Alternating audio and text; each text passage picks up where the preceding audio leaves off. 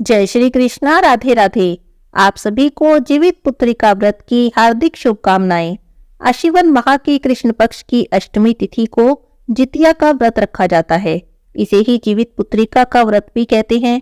इस दिन माताएं अपने बच्चों की लंबी उम्र के लिए, उनके सुखमय जीवन के लिए, उनके अच्छे स्वास्थ्य के लिए व्रत करती हैं, निर्जला उपवास करती हैं। ऐसी मान्यता है कि जो कोई भी पूरी श्रद्धा और विश्वास के साथ जीवित पुत्रिका व्रत को करते हैं, उनके बच्चों पर कभी भी किसी भी प्रकार का संकट नहीं आता। आज की इस वीडियो में हम जितिया व्रत की कथा सुनेंगे। जितिया व्रत की पौराणिक कथा के अनुसार गंधर्व के राजकुमार का नाम जिमूतवाहन था। वे बड़े ही उदार और परोपकारी थे। जिमूतवाहन के पिता ने वृद्धावस्था में वानप्रस्थ आश्रम में जाते समय इन्हें राज्य सिंहासन पर बैठाया, पर इनका मन तो राजपाट में बिल्कुल भी नहीं लगता था। उन्होंने राज्य का भार अपने भाइयों पर छोड़ा और स्वयं वन में पिता की सेवा करने के लिए चले गए। वहीं पर उनका मलयवती नाम की राजकन्या से विवाह हो गया। एक दिन वन में भ्रमण करते हुए जिमूतवाहन बहुत आगे निकल गए। तभी उन्हें किसी के रोने का स्वर आया। जिमूतवाहन ने आगे जाकर देखा तो उन्हें एक वृद्धा विलाप करती हुई दिखाई दी।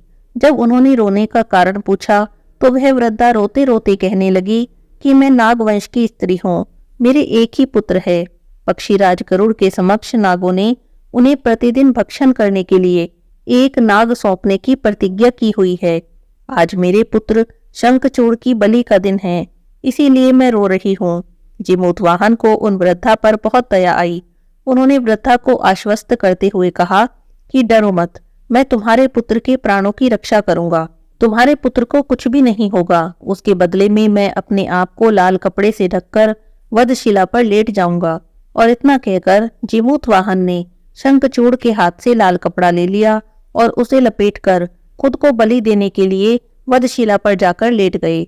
जब समय हुआ तो गरुड़ राज बड़े वेग से आए और लाल कपड़े में ढके जिमूतवाहन को अपने पंजे में दबोचकर पहाड़ के शिखर पर ले जाकर बैठ गए। अपने चंगुल में फंसे प्राणी की आंखों में आंसू और मुंह से आहना निकलता देखकर गरुड़ जी को बड़ा आश्चर्य हुआ।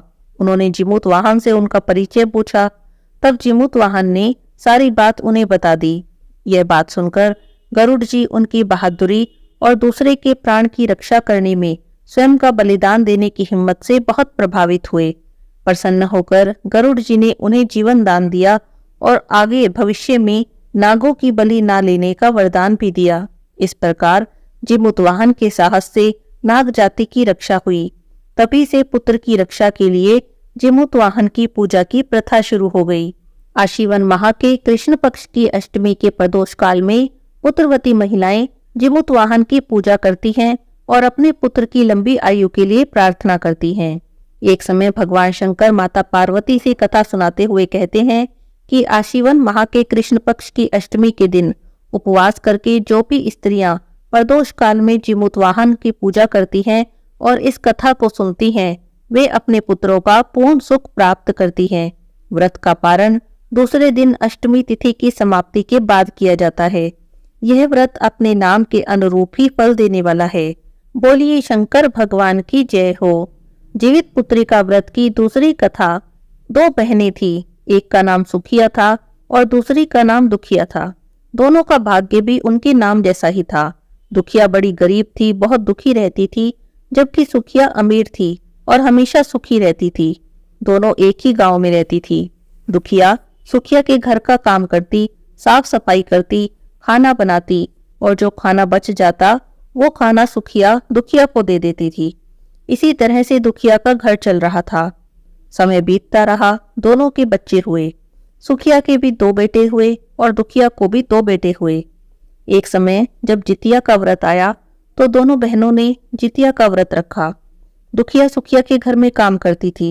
व्रत के दिन दुखिया ने सुखिया के घर में जो चावल साफ किए, उसमें से जो खुर्दी निकली वो अपने लिए रख ली और साफ चावल सुखिया को दे दिए। सब्जी बनाने के लिए जब सब्जी साफ करने लगी तो अच्छी सब्जी तो सुखिया को दे दी और सारे डंठल अपने लिए रख लिए। उसके बाद उसने घर का सारा काम कर दिया, खाना भी बना दिया। सारा काम करके जब शाम को दुखिया अपने घर आने लगी तो चावल की खुर्दी और सब्जी के डंठल अपने साथ ले आई। घर आकर उसने पूजा पाठ की, फिर खुर्दी के चावल और डंठल की सब्जी बनाकर बच्चों को खिला दी और खुद भी वही खाई। उस दिन दुखिया को अपनी इस हालत पर बड़ा रोना आ रहा था। रोते रोते भगवान से प्रार्थना करती रही, हे भगवान, ना जाने कौन से कर्मों का फल मुझे भोगना पड़ रहा है, पता नहीं मेरे अच्छे दिन कब आएंगे। इस तरह रोते रोते भगवान से प्रार्थना करते करते सो गई।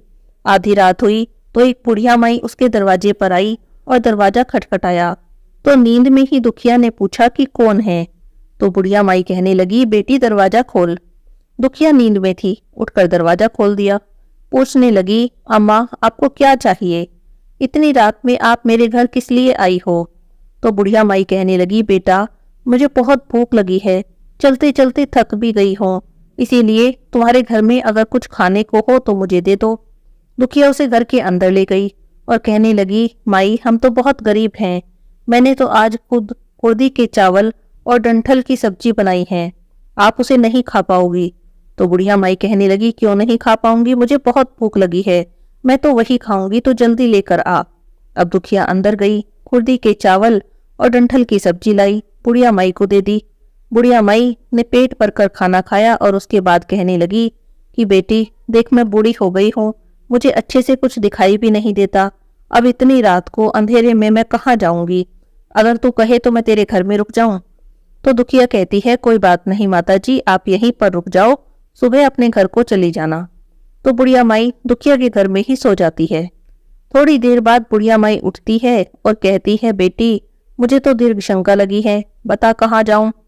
तो दुखिया तो नींद में थी, बोली कि अम्मा जी देखो, मेरे घर में तो कुछ है नहीं, हम तो लोग खेतों में जाते हैं सुबह सवेरे, अब आप हो बुढ़िया हो, आपको दिखाई देता नहीं है, कहाँ जाओगी, तो एक काम करो आप घर के ही किसी कोने में कर लो। तो बुढ़िया माई ने कहा, ठीक है। पूछने लगी, बेटा एक बात और बता दे, बड़बड़ करूं या छर?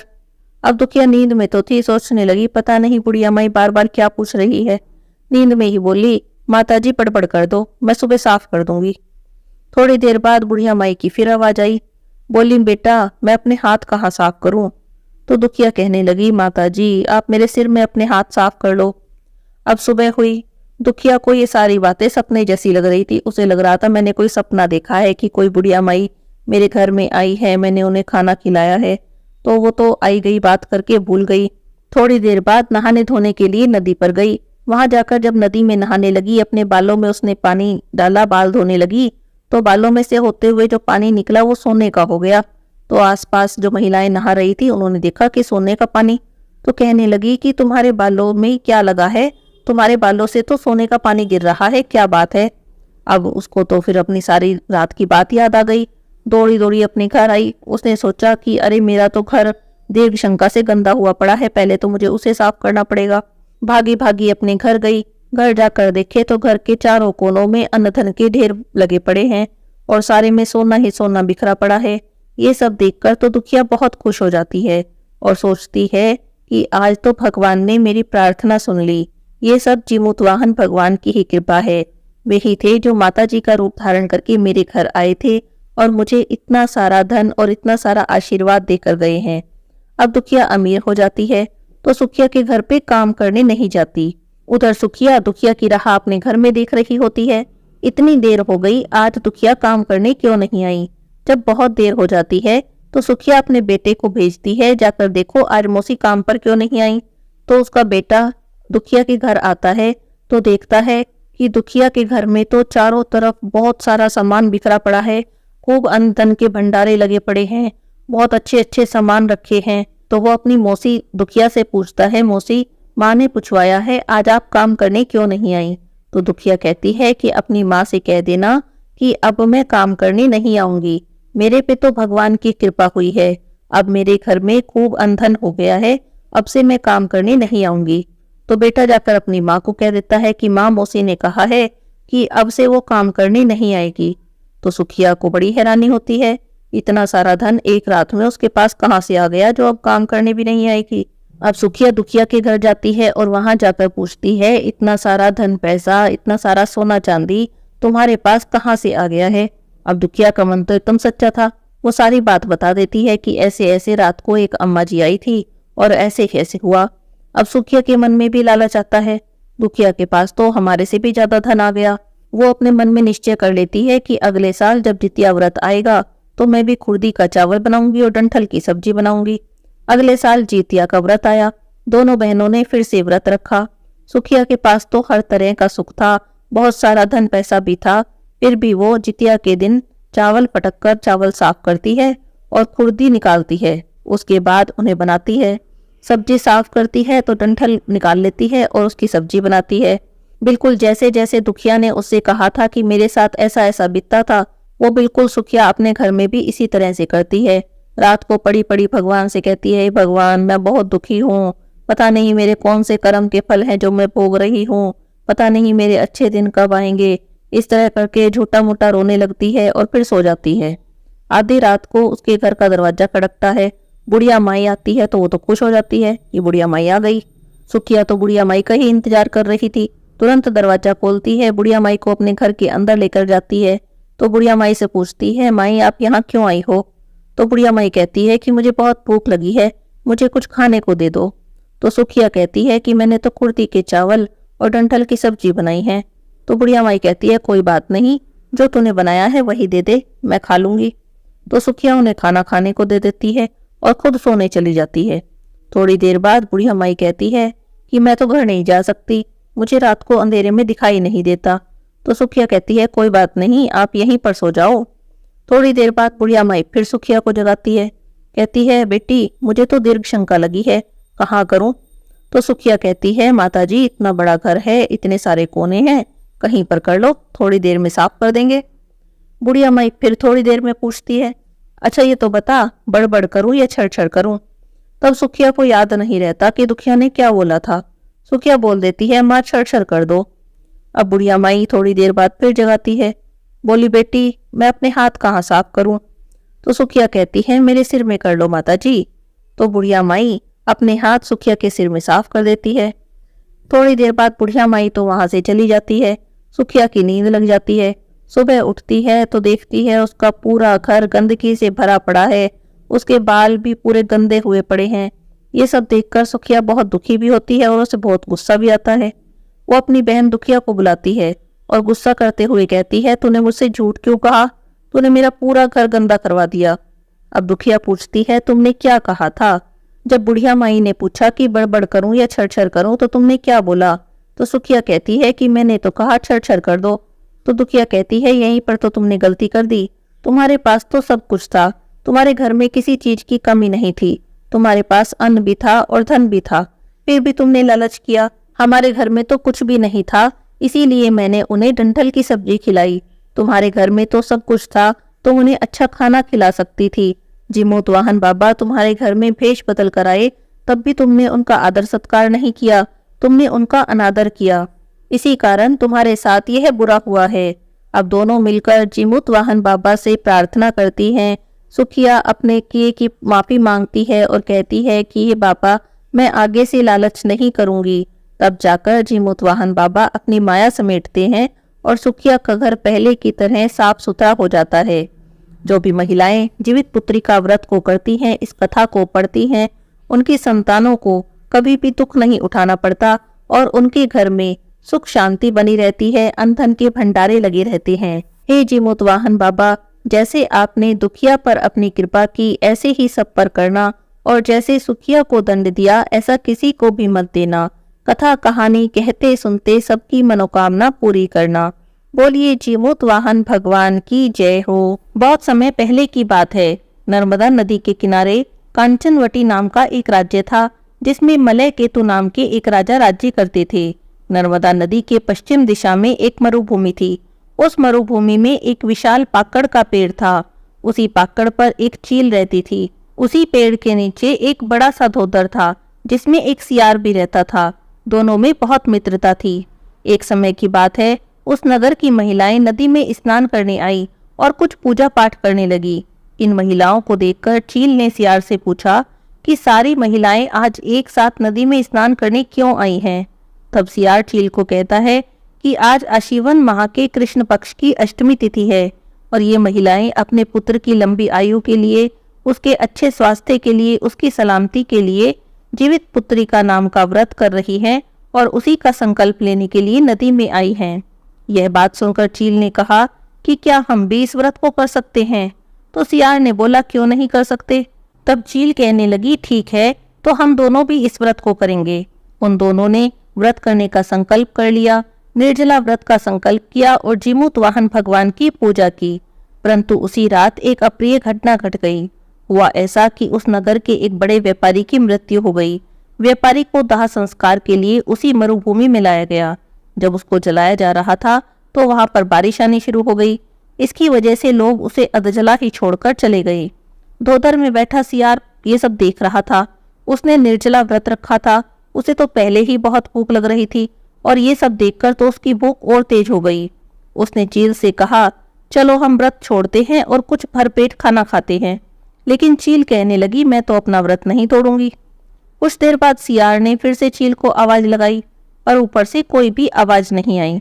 तो सियार सोचने लगा, लगता है चील तो सो गई। उसे सोता जान सियार अपने धोतर से निकला और उसी स्थान पर गया। उसने भरपेट मांस खाया, कुछ साथ भी ले आया। उसको अपने धोतर में सुबह के लिए रख दिया। पेड़ पर बैठकर चील ने सारा कुछ देखा पर उसने कुछ नहीं कहा। उसने तो अपना व्रत विधिवत संपन्न किया और महिलाओं की तरह सुबह उठकर नदी में स्नान करने गई। महिलाओं ने वहां पर पारण किया था तो पारण सामग्री बच गई थी, उससे उसने भी अपने व्रत का पारण किया। इधर सियार ने सुबह में भी उसी मांस को खाया। धीरे धीरे समय व्यतीत हो गया। समय आने पर दोनों की मृत्यु हो गई। अगले जन्म में दोनों बहनें बनी। बड़ी बहन जो पहले जन्म में चील थी उसका नाम सीलवती रखा गया और छोटी बहन जो पूर्व जन्म में सियारिन थी उसका नाम कपूरावती रखा गया। धीरे धीरे वे अपने पिता के घर में बड़ी होने लगी। जब उनके विवाह का समय आया तो सीलावती का विवाह बुद्धिसेन नाम के व्यक्ति से संपन्न हुआ और छोटी बहन का विवाह उस नगर के राजा मलयकेतु के साथ हुआ। सीलावती को पूर्व जन्म में किए व्रत के प्रभाव से पुत्र रतन की प्राप्ति हुई और कर्पूरावती की संतानें पूर्व जन्म के कर्म के कारण जन्म लेते ही मृत्यु को प्राप्त होती रही। धीरे धीरे समय बीतता रहा। सीलावती के 7 पुत्र हुए जो समय के साथ साथ बड़े हो गए और अपनी मौसी के राज दरबार में ही नौकरी करने लगे। ईर्ष्या में भरकर रानी कर्पूरावती ने अपने पति की सहमति से अपनी बहन के 7 पुत्रों के सिर कटवा दिए और 7 थालों में लाल कपड़ों में लपेटकर सीलावती के पास भिजवा दिए और मन में बहुत खुश होने लगी। परंतु भगवान जीमूतवाहन ने मिट्टी का सर बनाकर 7 के धड़ से जोड़कर उस पर अमृत छिड़क दिया, जिससे सीलावती के 7 पुत्र राम राम करके ऐसे खड़े हो गए मानो सोकर उठे हों और अपने घर को चले गए। इधर जो 7 सिर थे वे नारियल में परिवर्तित हो गए। जब कोई समाचार नहीं आया, सीलावती रोती बिलखती नहीं आई तो कर्पूरावती को बड़ा हैरानी हुई। वो समाचार जानने के लिए उसने कुछ लोगों को सीलावती के घर भेजा तो वहां पर सब कुछ ठीक ठाक देखकर उन्होंने आकर रानी कर्पूरावती को सारी बात बता दी।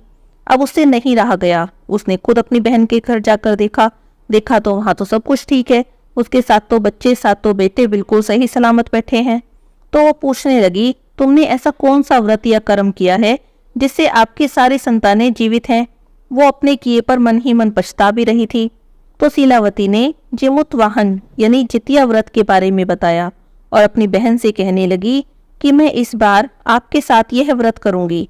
जब व्रत का दिन आया तो सीलावती ने अपनी बहन को उसी नदी के किनारे ले जाकर पाकड़ के पेड़ को दिखाकर पूछा कि क्या तुम्हें कुछ याद नहीं आता? तो कर्पूरावती ने कहा कि नहीं, मुझे तो कुछ भी याद नहीं। तब उसने पहले जन्म का सारा वृतांत सुना दिया, जिसे सुनकर वो वहीं पर मूर्छित हो गई और तत्काल ही उसकी मृत्यु हो गई। जब राजा को इस बात की पता चली तो उसने उनका दाह संस्कार वहीं पर कर दिया। जितिया व्रत की इस कथा को जो कोई भी सुनता है उसकी संतानों पर आए सभी संकट दूर हो जाते हैं। बोलिए जीमूतवाहन भगवान की जय हो। अब सुनते हैं सभी कहानियों के साथ सुनी जाने वाली गणेश जी की कहानी। एक बार गणेश जी एक छोटे से बालक के रूप में चिमटी में चावल और चमचे में दूध लेकर निकले। वे सबसे कह रहे थे कि कोई मेरी खीर बना दो, कोई मेरी खीर बना दो। लेकिन ये बात सुनकर सब उनका मजाक बना रहे थे। भला इतने से चावल और दूध की भी कहीं खीर बनती है? थोड़ा आगे चली तो एक बुढ़िया बैठी थी। तब वे कहने लगे, माई मेरी खीर बना दो। तब वह बुढ़िया कहने लगी कि ला मैं बना दूं तेरी खीर। तब वह चूल्हे पर छोटा सा बर्तन चढ़ाने लगी। तब गणेश जी बोले कि माई छोटा सी भगोनी मत चढ़ाओ, तुम्हारे घर में जो सबसे बड़ा बर्तन हो वो चढ़ा दो। बुढ़िया माई ने बात मानी और सबसे बड़ा बर्तन चढ़ा दिया। वो तो देखकर हैरान रह गई, थोड़े से जो चावल उस बर्तन में डाले थे वो तो पूरा भर गया। तब गणेश जी बोले कि मैं नहा कर आता हूँ। थोड़ी देर में खीर तैयार हो गई। बुढ़िया माई के पोते पोती खीर खाने के लिए रोने लगे। तब बुढ़िया माई ने कहा, गणेश जी तुम्हारे भोग लगे। ऐसा कहकर चूल्हे में थोड़ी सी खीर डाली और कटोरी भर भर कर बच्चों को खीर दे दी। बुढ़िया माई की पड़ोसन ऊपर से देख रही थी। तब बुढ़िया माई ने सोचा इसे खीर न दी तो चुगली कर देगी। तब उसने एक कटोरा भर के उसे भी खीर दे दी। उसके बेटे की बहू ने चुपके से एक कटोरा खीर खाई और कटोरा चक्की के नीचे छुपा दिया। अभी तक गणेश जी नहाकर नहीं आए थे। अब बुढ़िया माई को भी भूख लग रही थी।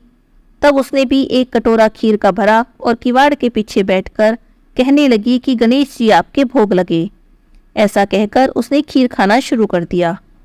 अभी बुढ़िया माई खीर खा ही रही थी कि गणेश जी आ गए। तब बुढ़िया माई बोली, आजा रे गणेशिया खीर खा ले, मैं तो तेरी ही राह देख रही थी। तब गणेश जी बोले, माई मैंने तो खीर पहले ही खा ली। तब बुढ़िया पूछने लगी, कब खाई? तब गणेश जी बोले, जब तेरे पोते पोती ने खाई थी तब खाई, जब तेरी पड़ोसन ने खाई तब भी खाई, जब तेरी बहू ने खाई तब भी खाई, और जब तूने खाई तब तो मेरा पेट पूरा ही भर गया। तब बुढ़िया माई बोली, बेटा तेरी सारी बात सच है, पर बहू बेचारी का नाम मत ले, वो तो सुबह से काम कर रही है, भला उसने कब खीर खाई? तब गणेश जी बोले, चक्की के नीचे देख छोटा कटोरा पड़ा है, तूने तो कम से कम मेरे भोग लगाया, वो तो बिना भोग लगाए ही खा गई। तब बुढ़िया माई कहने लगी, बेटा घर की बात है, घर में रहने दे, अब बता बची खीर का क्या करूं? तब गणेश जी बोले कि सारी नगरी जिमा दे। बुढ़िया माई नगरी में न्योता दे आई। सब हंसने लगे कि इसके घर में खुद तो खाने को है नहीं, नगरी क्या जिमाएगी। लेकिन बुढ़िया माई ने पूरी नगरी जिमा दी, फिर भी खीर का बर्तन पूरा भरा था। राजा को इस बात का पता चला तो बुढ़िया को बुलाया और कहा कि क्यों री बुढ़िया, ऐसा बर्तन तुम्हारे घर पर अच्छा लगे या हमारे घर पर? तब बुढ़िया कहने लगी, राजा जी आप ले लो। राजा ने खीर का बर्तन महल में मंगा लिया, लेकिन ये क्या, महल में आते ही तो खीर में कीड़े मकोड़े बिच्छू पड़ गए, खीर से दुर्गंध आने लगी। यह देखकर राजा जी बुढ़िया से कहने लगे, बुढ़िया माई तो ये बर्तन वापस ले जा, ये बर्तन हम तुझे देते हैं। बुढ़िया माई बोली, राजा जी आप देते तो पहले ही दे देते, ये बर्तन तो मुझे मेरे गणेश जी ने दिया है। बुढ़िया माई बर्तन वापस ले आई। बुढ़िया माई के घर आते ही खीर पहले की तरह सुगंधित हो गई। तब बुढ़िया माई गणेश जी से कहने लगी कि अब इस खीर का क्या करूं? तब गणेश जी बोले कि झोंपड़ी के कोने में गड्ढा खोद के गाड़ दे, उसी जगह सुबह खोद कर देखना, तुझे धन के 2 घड़े भरे मिलेंगे। तब बुढ़िया माई कहने लगी, इतने धन का इस छोटी सी झोपड़ी में क्या करूंगी? तब गणेश जी ने झोपड़ी को लात मारी, तब वहां पर महल हो गया। सुबह हुई तो बहू फावड़ा लेकर पूरे घर को खोदने लगी, लेकिन कुछ नहीं मिला। तब बहू बोली, सासू जी तुम्हारे गणेश जी तो झूठे हैं। सासू बोली कि बहू हमारे गणेश जी झूठे तो नहीं हैं, ला जरा मैं देखूं। तब वो सुई लेकर खोजने चली तो टन टन करते 2 धन के घड़े मिल गए। तब बहू कहने लगी कि सासू जी गणेश जी तो सच्चे ही हैं। तब सासू बोली कि गणेश जी तो भावनाओं के भूखे हैं।